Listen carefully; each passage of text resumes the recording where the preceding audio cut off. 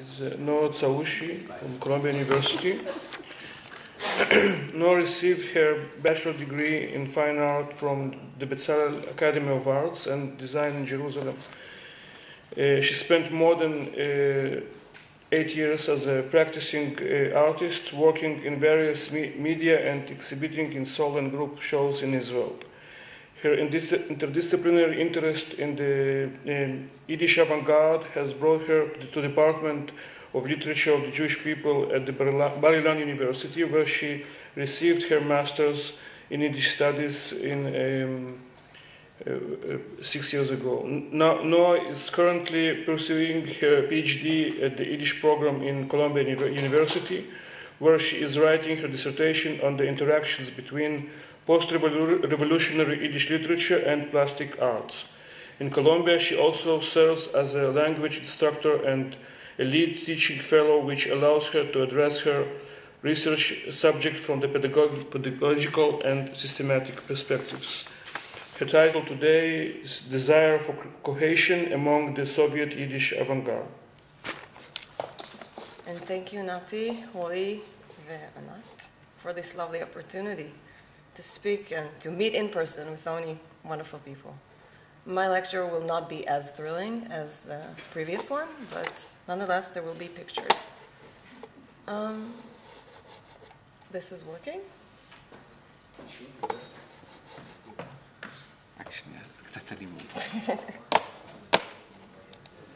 There we go. Yes.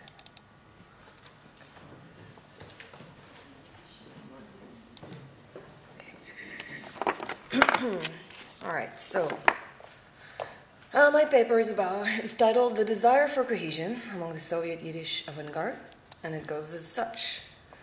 The ranks of the Soviet Yiddish avant-garde were densely populated by writers and visual artists whose vision of a new aesthetic challenged the hegemony of text as the Jewish medium of choice. Author David Hofstein honed on the intimacy between literature and visual art by placing the works of Marc Chagall alongside his 1922 pogrom cycle, Troya. Artist Yosef Chekhov made sculpture the subject of his manifesto, conceptualizing and contextualizing contemporary art in Mamiloshen, while El Lisitsky's experimentation with the book format in Siches Chulin reworked the most sacred Jewish object, the Torah scroll, into a monument of the present. The interdisciplinary endeavor to place objects and images on par with words, certainly an imperative of the time, served as a theoretical framework and a practice for Jewish artists of various media. Hofstein, Chekhov, and Lisitsky, and many of their contemporaries did not denounce materiality and visuality in the Jewish representational realm. Instead, they celebrated them and were informed by them. One artist in particular who leveraged this approach was Issachar Ribak. This paper will examine his album titled Auf die Jiddische Felder von Ukraine, published in Paris of 1926. More specifically, this paper will offer a close reading of an object that appears in the album as a way to understand Ribak's formulation of Jewish materiality and its visual representation. In an essay for the catalog accompanying the exhibition Tradition and Revolution, the Jewish Renaissance in Russian Avant-Garde Art, 1912 till 1928, that was the Israel Museum, 1997, Seth Wallitz casually referred to this type of aesthetic as Yiddish art, a simple and concise term. Yiddish art, he briefly noted, encapsulates the integration of plastic arts into the Jewish cultural sphere of post-revolutionary Russia. I find this term to be extremely informative, yet unpopular and insufficiently theorized. When discussing visual art that was produced by Jewish people in the Russian Empire and the Soviet Union, the common term is Jewish art. The question presents itself. How does Yiddish inform art in a way that Jewish doesn't? If, as Wallitz claimed, the integration of plastic art into the Jewish cultural sphere deems it Yiddish rather than Jewish, then I think we're no longer dealing with the national function of art, but rather we are entering the ethical realm of representation. The plastic arts, following this logic, are not Jewish. their integration into a dominant sphere makes clear their marginalized position in Jewish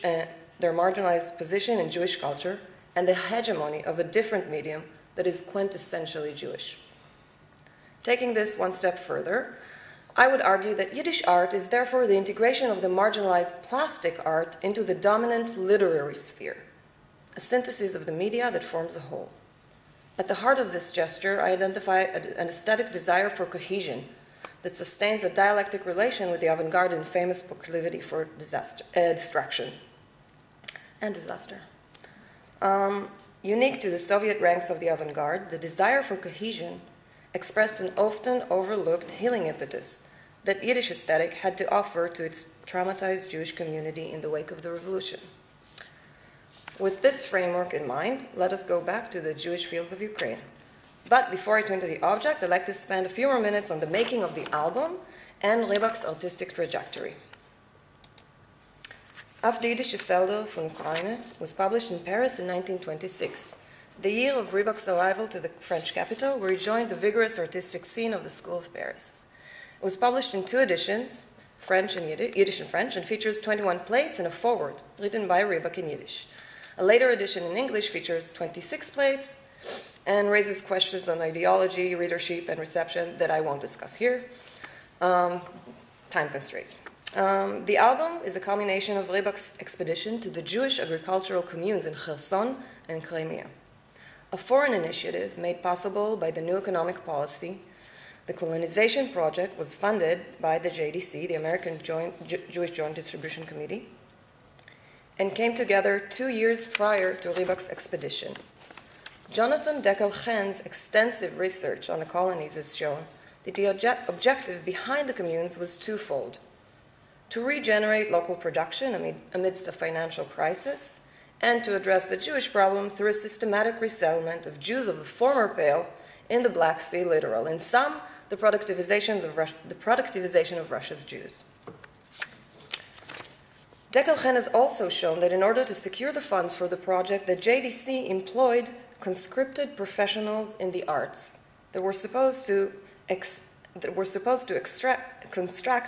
contrast the, quote, misery of the shtetl with Jews of the soil, fine types of men and women who have been made strong and healthy through their life in the open air, end quote.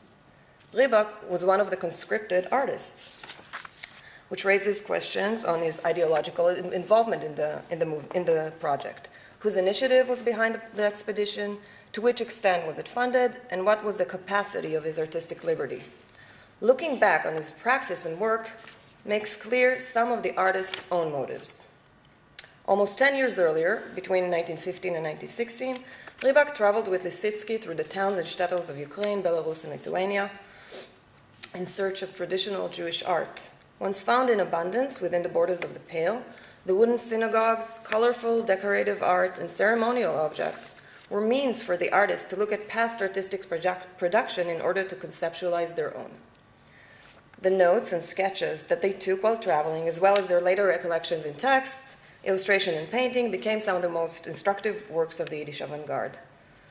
Rybak and Lisitsky, of course, were not the first to take interest in Jewish folklore. Most notably was Ansky, who just 3 years prior to the artist in 1912 started leading his own exhibition to the Pale and was the first to present the broad public with the urgent task of organizing a systematic and comprehensive collections of objects representing everyday aspect of folk art. Ansky's endeavor turned out to be instrumental to valorizing Jewish material culture as an asset worthy of national value. With growing demands for cultural autonomy as means of self-determination, Jewish folk art was finally being perceived as a treasure trove, so much in fact that art historian Abel Mefos proclaimed it Aladdin's lamp. Its magic transformed traditional and everyday objects to precious artifacts. A generation younger than Ansky, Rybak and Lisitsky were very much informed by this approach. However different their objectives were, for a moment in time they all made Jewish material wealth their primary research subject. For Ansky, it served as the core of his ethnographic project, while for Rybak and Lisitsky, it was a way to synthesize a new Jewish aesthetic by way of the past. Looking at Rybak's body of work from that period, shows an ethnographic viewpoint and the lifeways of the shtetl as the primary subject matter. His drawing, illustrations, and paintings often depict domestic and public scenes that are equally populated by animate and inanimate objects. Things become indispensable. They form the texture of everyday Jewish life. Household furniture, tableware, books, and decorative objects dominate the painter's domestic scenes.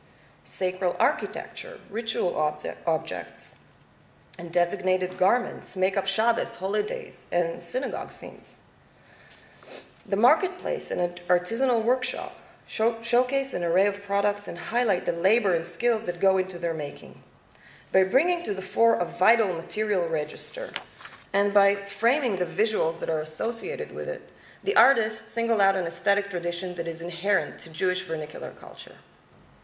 In stark opposition, Rybak's 1925 solo expedition to the Jewish agricultural settlements in southern Ukraine was a different ethnographic experience altogether. Almost 10 years apart, the expeditions were separated by wars, revolution, genocide, the collapse of the Russian Empire, and the rise of the Soviet Union. For Rybak and most of the Jewish Ukrainian population, the post-revolutionary years were also laden by a wave of pogroms that brought about destruction and carnage of unparalleled magnitude. Entire communities were perished, millions of people were displaced, and the Jewish artistic wealth that had so fascinated Rybak was on the brink of extinction. The artist also suffered a personal loss when, during one of the pogroms, his hometown, Yelizavetgrad, was destroyed and his father was murdered. A sense of cataclysm dominates one of Rybak's most memorable works, his 1923 lithographic album, Shtetl, Mein Chorev Erheim HaGedächtnis. Ominous dark tones, oblique angles, and contorted proportions depict everyday scenes of traditional Jewish life, by then a subject matter mutilated beyond recognition. Given the dimness of his native landscape, it's not surprising that Rybak was looking for new territory, and the Jewish agricultural communes in Kherson and Crimea seem to have held the most promise. And so at the age of 28, he set out to southern Ukraine to witness the communes in person and look for artistic continuation by way of the future. In the new reality of land cultivation, far from the mercantile life of the shtetl, Jewish material culture was no longer the dominating subject matter. Agrarian technologies took over the economy of small services and artisanal craft. Religion and class had become enemies of the state and could no longer be represented by the accumulation of goods.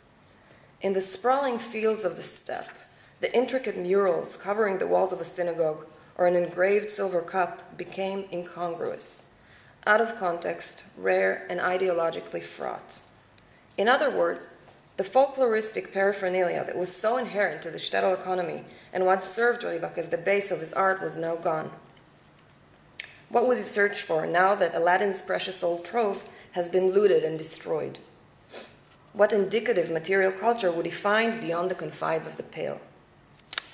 Af de Jiddische Felder von Ukraine follows a day work in a collective farm, from the early hours of the morning through high noon to sunset. In between, we get a glimpse of daily tasks, social dynamics, gender roles, and personal ways of performing labor. The visual vignettes blur the boundaries between personal impression and reportage. Done in oil, chalk, and pencil, they present a pacified reality, far from anything the artist has produced in recent years. Human silhouettes are proportional and at ease. Facial expression are for once not grotesque, and the surrounding landscape is placid and unthreatening. Brushstrokes are soft, chalk is diffused, and pencil lines are ameliorated. Rybak's time in Paris seemed to have alleviated his pain and refined his technique to the point where crisis, rupture, and trauma are no longer explicitly visible. The object I want to discuss is noteworthy precisely because it defies this semblance. Plate number 18, titled Abendstimmung, presents a day's end, a contemplative moment of rest, where husband, wife, and a single horse shed their industrious demeanor and come to terms with their exhaustion. The lethargic atmosphere permeates every aspect of the frame. Soft strokes of weed bow down and transform the steppe into a feathery bed. A paired plow and harvester are retired for the night with a rod and chains that have succumbed to gravity. Everything seems to surrender to the rural lassitude that took over the kolkhoz. One object, however, refuses to release its own tension. A slanted wooden closet, umgelumpert groß, clumsy and bourgeois, is imposed mid-frame, so useless that it is ignored by men and animal alike. The closet is no doubt a vestige, a symbol of former status. The only thing that prevents it from looking completely ridiculous in the new setting is its tragic grandeur. To anyone familiar with Rybak's domestic scenes in Shtetl, the album from 1923, the visual archetype is clear. A bulky type of furniture that serves religious or everyday purposes, slightly ornamented, but whose craftsmanship deems it Hamish rather than fancy. Once vertical, in Rybak's universe, it will most likely tilt, as if about to crash. Unlike the cubists who disintegrated the object and left the viewer with the impossible task of putting together the pieces, Rybak came up with his own ruse to describe world anxiety. Choosing to keep the object intact, he distorted its spatial coordinates to the highest point of tension, leaving the viewer no choice but to wish for its collapse. The sense of emergency is exacerbated by similarly distorted architecture, erratic frame arrangements, and color discord, unmistakably expressionistic. Among Rybak's oblique objects, we find a pair of candlesticks, a mirror, bookcase, and a handkerchief about to fall off from someone's pocket. The objects vary in scale, purpose, and technique, from metal to woodwork, glassmaking, embroidery, from sacred to mundane. Their presence at once celebrates and mourns a diverse range of material traditions. Cluttered together, they form a type of humble aesthetic that might have been overlooked in the Jewish context, but is particularly valued in the Russian one. Rybak, like no other Jewish of his circle, highlighted the cult of everyday life, byt in Russian. With his gaze turned to both the simplest and most pious of objects, Rybak's formulation of everyday life in 1923 sought to reveal the formal determination of Aladdin's treasure trove. By positioning his objects on the verge of collapse, Rybak underscored their vulnerability as artifacts, making clear that they are just as subjected to catastrophe as humans. They too were abused to the point of expiration. The gesture goes beyond the ethnographic presupposition and reveals the beginning of a qualitative shift in relationship between Jewish subject and object. The stoop chafe in plate number 18 is directly transported from the domain of the shtetl, and while it seems hollow and non-functional at first, its dark tank is filled with purpose. Displaced in the middle of a field, the tilting piece of furniture, quite figuratively, cannot align with the new reality, thus making visible any repressed hesitancies towards present circumstances. 3 years after Rybak introduced the archetype of the oblique object, he now repurposes it and assigns it agency. The shafe agitates the scene. Devoid of utilitarian function, it transforms into an active, dissident object, which precisely makes the task of contrasting the misery of the shtetl with the Jews of the soil far less seamless than the JDC or the Soviet state hoped it would be. In the political climate of 1926, this act of disruption, formal and thematic, should not be taken lightly. However, disruption is not the only force at play. Rybak's decision to include the shafe in the frame also serves an opposite purpose, to salvage it from historical ruins. The urge to cling to a bulky piece of furniture and drag it into the steppe is not commodity fetish, but rather an act of reconstruction, an attempt to restore material and visual sensibilities that were so brutally severed. Rybak might have taken on the official task of reporting a glorious new reality, but he was just as invested in the past as a project of reclamation. Here, the distinctive role of the Soviet Yiddish avant-garde is defined: to provide aesthetic means of resistance and offer a sense of material and visual continuity to its traumatized community. turning to Rybak's own words, affirmed this dialectic impetus.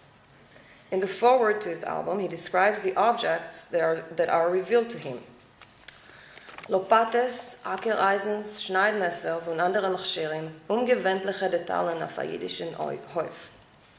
Amidst the objects that stick out in a Jewish setting, Rybak recognizes the closet as something familiar, something from the old world. No etwas hab ich dodder seine Sons, was hat mich gleich der Monton dem Städtelsteger. Zugetullet zum Barack steht eingehäugert mit dem ausgebrochenen Tirl, die alte Schaffe. Man hat sie nicht gewollt überlassen in Städtel, geschleppt meilenweit in Stepp. Und da, zu was kann sie nutzen? In Barack geht sie nicht rein.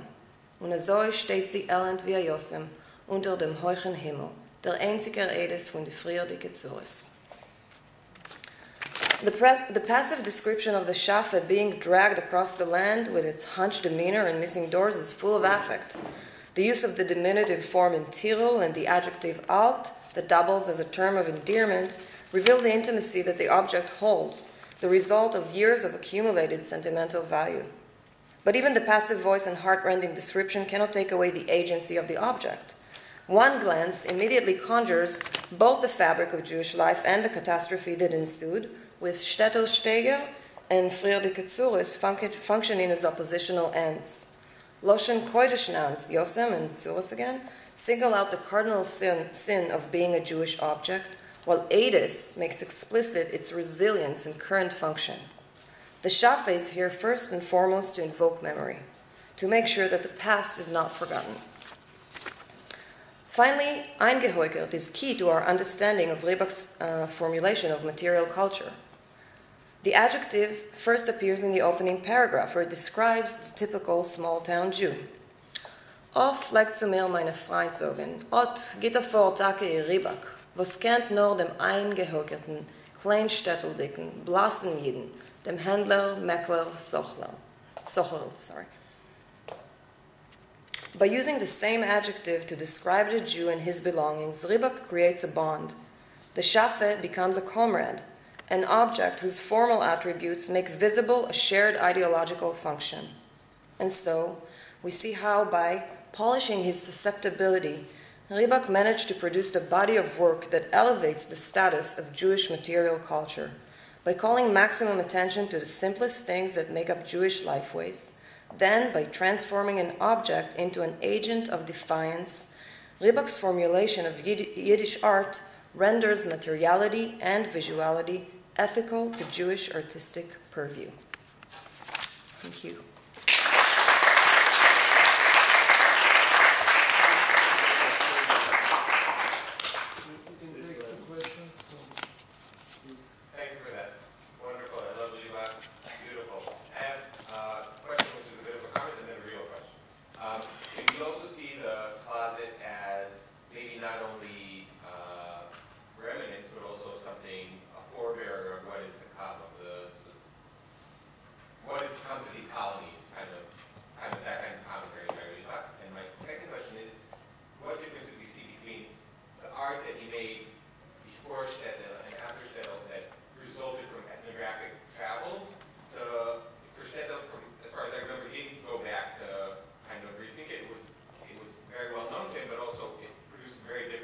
Yeah.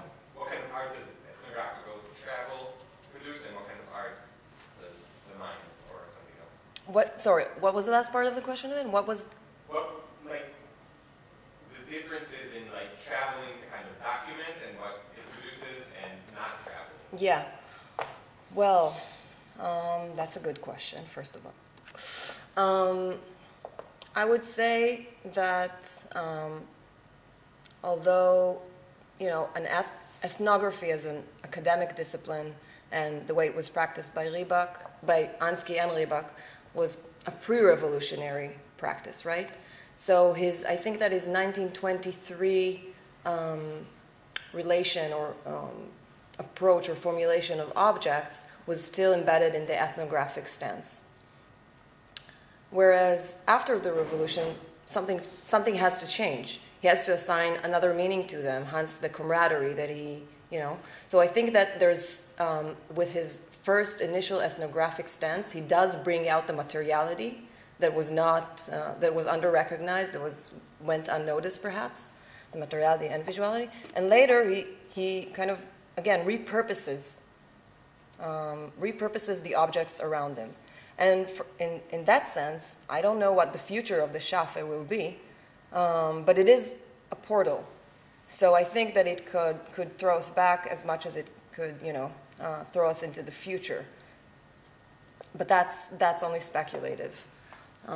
There is one other aspect that I thought about. It didn't make it into the text, but this is also not just a shafe, although it's very material, and I'm drawn to the material context more than I am to the other end, which is aron.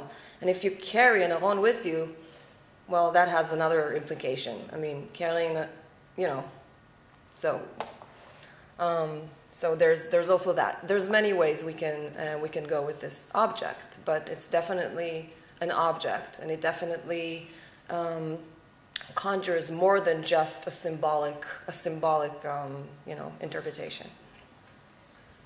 It reminds me the contorted features are really like part of a Jewish aesthetic. I was reminded of מאחורי הגדר. Oh.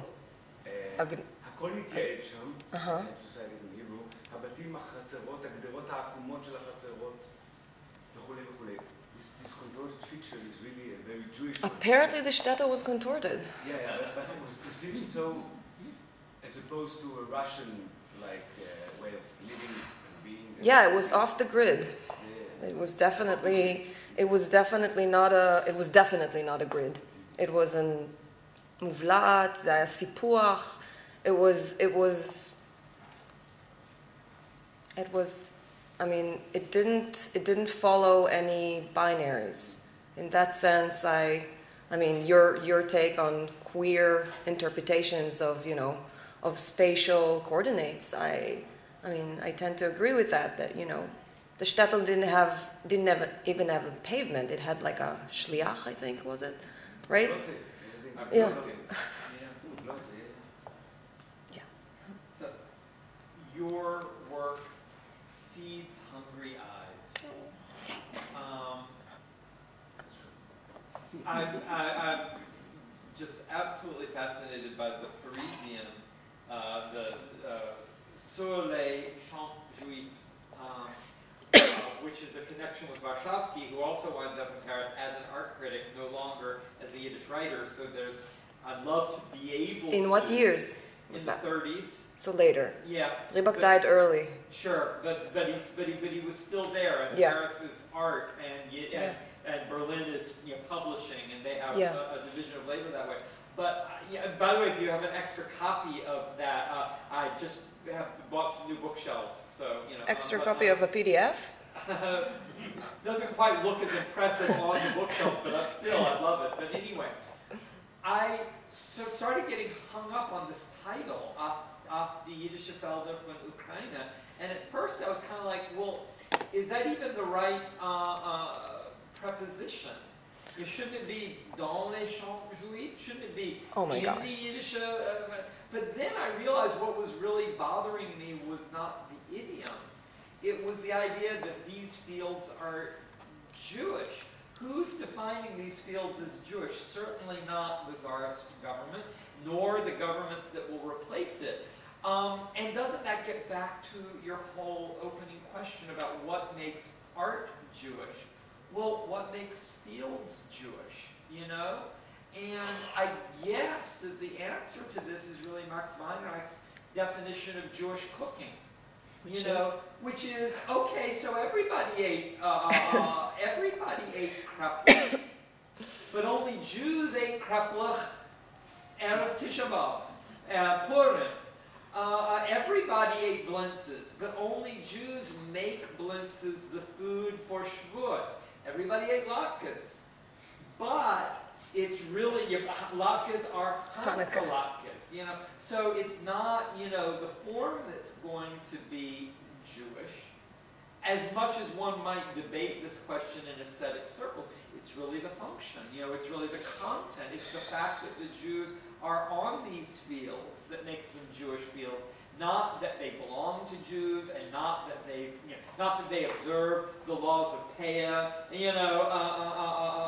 so I think that all of which is to say, once again, that Seth Wallace is right. But Weinreich is right as well insofar as he understands Yiddish not just as the name of a language, but the name of a civilization. Absolutely. And just to make a distinction, I did argue for something that is a little different than Jewish art. I was aiming for Yiddish art. So there might be a Jewish object. We can have an entire conference about that. A Jewish object, what makes that? We would be the first if we did. Yeah, I actually participated. But there might be a Jewish object, but I'm talking about a Yiddish aesthetic. Which gets back to the whole question of Yiddish, does that mean sur les champs juifs? Or sur les champs Yiddish? Yeah. And you can't know. And the JDC paid for it, so it might have been, Jewish might appear in the title, at least, at the very least. At the same time, we should consider the date, the time. 26. And just, didn't think how about can it be Jewish? In Ukraine, it must be in Eretz Israel. And then you go back to Yalik Basadeh in the field. It's the very formulation of the relations between being here and being there. That's a very good point. You can't really hope for. So what was the JDC's relationship to Zionism, Davka, in 1923? Is that also relevant? 23 is the last year of the.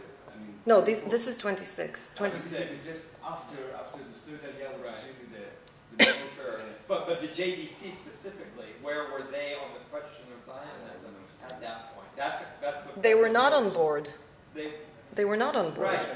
So there you go. But they were just one strand of that question. We had Birobijan for another territorial solution. Not yet. But it was in the idea. Yeah. There were a bunch of strands to the territorial question. The JDC offered one of them. Yeah.